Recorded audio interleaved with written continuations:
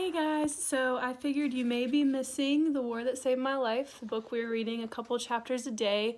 So I figured while you are at home, hopefully healthy and safe, that maybe I'd post a couple chapters a day or maybe one chapter a day. That way you didn't forget what was going on with the book.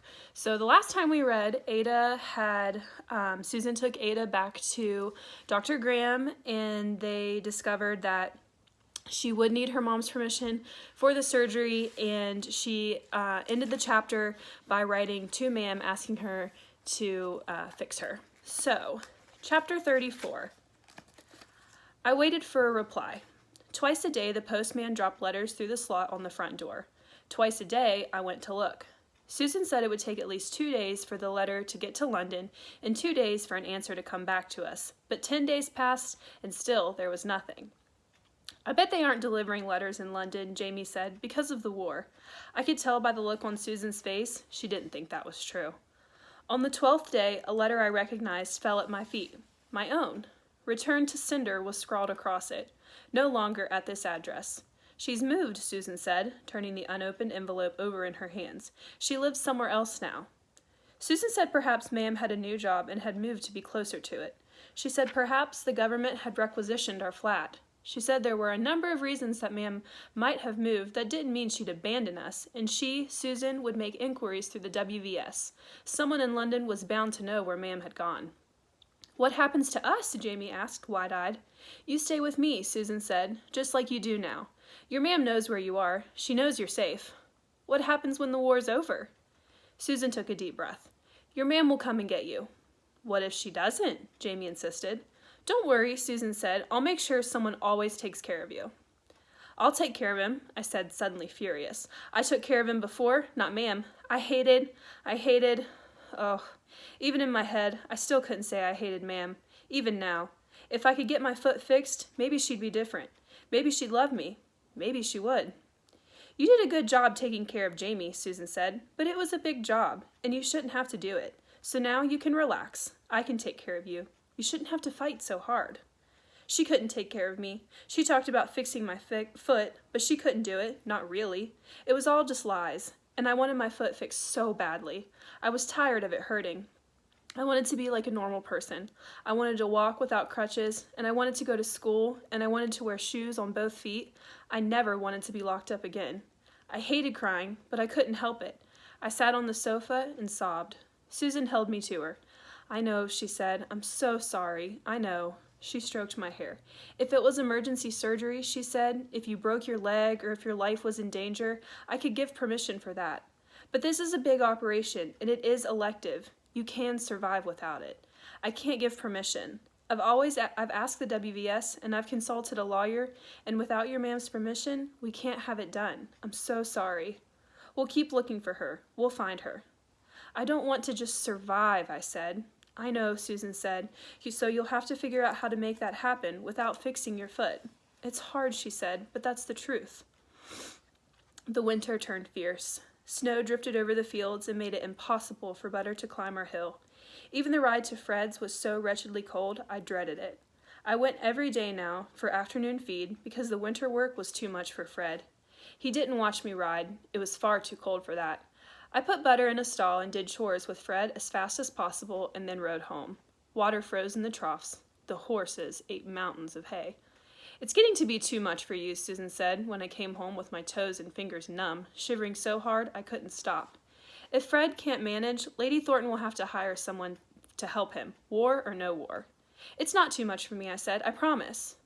Susan insisted I would attend the village school next year. She borrowed all sorts of books from the town library and made me read them.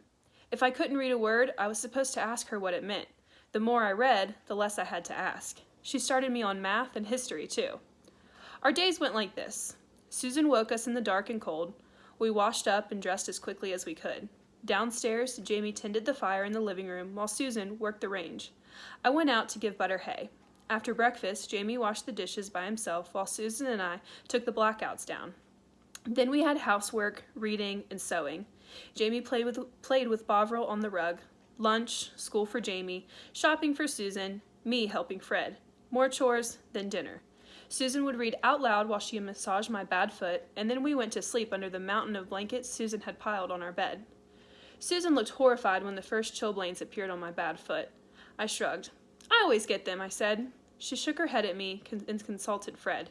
He found a piece of stout leather meant for tack repair, and together he and Susan designed a sort of boot. I stepped my bad foot into it and buttoned it up the side. It was loose, so I could wear extra stockings, and Fred oiled it until it stayed dry even in the wet, mushy snow. That kept the chilblains from getting worse. That didn't heal, however, which distressed Susan. I don't know why, I said. They're not bad. They must hurt, she said. I shrugged. They did, and the itching sometimes kept me awake at nights, but I couldn't do anything about it. My foot always hurts, I said. I always get chilblains in winter. Usually I got them on my hands as well. Next winter, Susan said, we'll stop them before they get started. There must be some way. I looked at her. Will I be here next winter? She said, it's starting to look that way. The war's not going anywhere. She bought goose grease in the village and rubbed it on my sores. Stephen's colonel invited me for tea again, and this time I went. The winter was so bleak I was glad to have something different to do, and anyway, I wasn't as afraid of things as I had been. The colonel wore several cardigans layered over his waistcoat, even though his parlor was warm. He presided very grandly over a tea table set with scones and small ham sandwiches. My dear, he said happily, we've saved up our butter ration for you. They had. They had a whole little dish of butter along with jam for the scones. Thank you, I said. Take plenty, he urged. I took a tiny sliver. More than that, he ordered, as though he could see me. I laughed. Stephen said, she's got loads, don't worry. And after that, it was easy to relax and eat. Stephen said there was a new poster up by the train station. It showed Hitler listening to some British people's conversation. Careless talk costs lives, Stephen quoted. That's what it says on the newsreels. Susan had taken us to see the film The Wizard of Oz, but she'd let me stay in the lobby during the newsreel. I said, Jamie worries about spies, but I don't know if they're really real. The government's so full of talk. How many spies do you think there are? Hundreds, the colonel said. They're everywhere. It was spies that sunk the Royal Oak. How else could a submarine have gotten into Scapa-Flow? I knew that was what people said. Yes, but you think we don't have spies right now in occupied France, in Germany itself? Of course we do. Stands to reason they'd have sent spies here. I told him how I always look out from the top of the hill from where I could see such a long way. He nodded. You keep a lookout everywhere, he said. I tell Stephen, pay attention to everything. You never know. One word in German, one false move. Stephen, grinning, helped me to another scone. I grinned back. Posters or newsreels or spies notwithstanding, it was hard to sit in a warm parlor with snow falling outside and really believe in the war.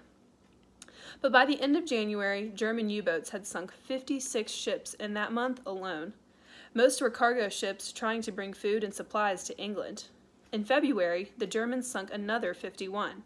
The shops looked sparse, coal supplies ran low, and the weather bore down on us like a cold, heavy weight. We went to bed earlier and slept later in the mornings, just to avoid the black misery, until finally the days began to brighten. All right, that was the end of chapter 34. See you for chapter 35.